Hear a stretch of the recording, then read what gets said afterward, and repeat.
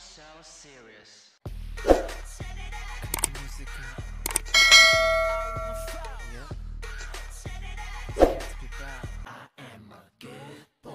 Halo semuanya, welcome back to my channel. Jadi di video kali ini aku mau kasih tahu kalian 6 drama Thailand yang diawali dengan cinta satu malam. Kalian pasti penasaran kan gimana endingnya? Tonton terus seperti ini ya. Mai adalah wanita sosialita yang bertunangan dengan Sarut. Namun menjelang hari pernikahannya, Sarut melarikan diri.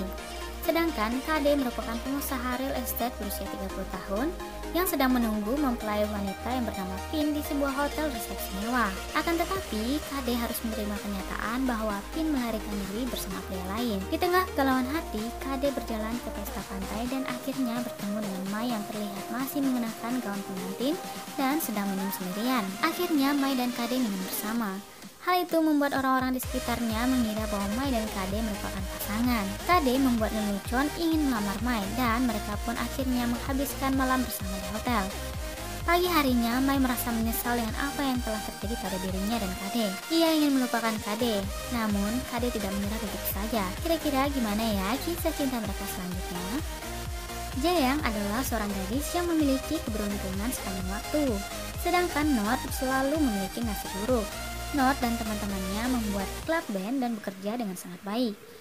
Not akhirnya memutuskan untuk mempresentasikannya pada produser musik mereka, namun sayang ditolak. Untuk mengusir kesedihannya, ia pergi ke sebuah pesta. Nah, disitulah ia bertemu dengan seorang gadis cantik meskipun dia sedih dengan kegagalannya. Gadis cantik tersebut memberinya tips dan memotivasinya untuk tidak menyerah. Not pun jatuh cinta dengan gadis tersebut dan terjadilah cinta satu malam di antara keduanya. Hal ini membuat keberuntungan mereka menjadi terbalik, membuat Jayang selalu mengalami nasib buruk sedangkan Not selalu mengalami nasib baik.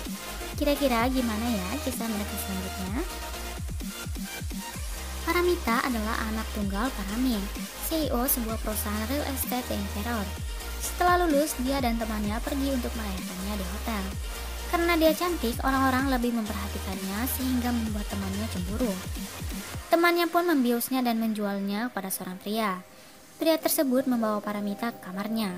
Setelah Paramita bangun dan mendapati dirinya dalam situasi terancam, dia melarikan diri dari hotel tersebut. Paramita memutuskan untuk kuliah di luar negeri tempat bibinya untuk melupakan kejadian yang menimpanya. Namun saat di luar negeri, Paramita menyadari dirinya hamil bayi kembar. Primnot adalah anak tidasa dari Chatai, CEO dari hotel besar bernama Sri Mantra. Chatai memiliki anak lagi dengan istri resminya. Putra ini adalah pemegang saham terbesar Sri Mantra, tetapi dianggap tidak kompeten. Primnot mencoba mencari one night stand-nya tetapi tidak dapat menemukannya karena dia bahkan tidak tahu namanya. 4 tahun kemudian, Paramita kembali ke Thailand untuk membantu menyelamatkan perusahaan keluarganya dari pesaing mereka, yaitu Sri Mantra. Ia membawa si kembar bersamanya tapi bukan sebagai anaknya, melainkan sebagai sepupunya. Dia menjadi manajer umum hotel keluarganya. Hal ini membuatnya akhirnya bertemu Primnot yang merupakan ayah dari anak kembarnya. Piramita merasa kesal setiap melihat Primnot. Namun suatu ketika Piramita dan Primnot bersaing untuk mendapatkan proyek di sebuah perusahaan. Karena merasakan kalah, Piramita menggunakan Primnot untuk mendapatkan proyek tersebut. Primnot yang kalah dan menyadari jika Piramita mempermainkannya menjadi marah dan memutuskan untuk balas dendam dan kembali ke Amerika Serikat. Namun setelah Primnot kembali ke Amerika Serikat, ia mengetahui bahwa si kembar adalah anaknya karena kebetulan ibunya lah yang membantu Paramita setelah lahir. Saat itu, Primnot memutuskan untuk kembali ke Thailand untuk memenangkan hati Paramita kembali. Tetapi apakah Paramita akan memberikan kesempatan itu? Drama ini mirip banget drama Korea yang berjudul Fate to Love You. Drama ini menceritakan tentang kisah cinta antara dua orang yang tidak saling kenal, namun karena insiden yang tidak terduga, keduanya terpaksa harus hidup bersama. Paut merupakan seorang pimpinan perusahaan besar. Karena banyak orang yang menginginkan posisinya, sang nenek menyuruhnya untuk segera menikah dan memiliki penerus. Sedangkan Wanida adalah sekretaris di sebuah firma hukum yang ternyata satu perusahaan dengan Paut. Mereka berdua pergi pada pelayaran yang sama tapi dengan tujuan yang berbeda. Paut berencana melamar kekasihnya bernama Kae yang merupakan seorang penari balet. Sedangkan Wanida ingin berlibur bersama kekasihnya yang satu tempat kerja dengannya. Suatu ketika Wanida meminum obat flu yang membuatnya mengantuk dan tidak sengaja masuk ke kamar hotel milik PAUD. Nah, jadi ceritanya si PAUD ini tidak menyadari jika minuman yang dia minum ternyata minuman keras versi lain. Saat PAUD kembali ke kamarnya, ia mengira wanita yang di kamarnya tersebut adalah kekasihnya yaitu Kae. Karena dalam kondisi bius, mereka berdua pun menghabiskan waktu bersama semalaman. Sebenarnya PAUD ini baik banget, jadi waktu Wanida balik ke kamarnya, dia melihat pacarnya ternyata tidur dengan wanita lain. Dia tidak menyangka jika pacarnya tersebut hanya mempermainkan dirinya. PAUD pun menolong Wanida dan memberikan pelajaran pada mantan pacar Wanida tersebut dengan cara berjudi. Karena kalah, mantan pacar Wanida berlutut meminta maaf pada Wanida.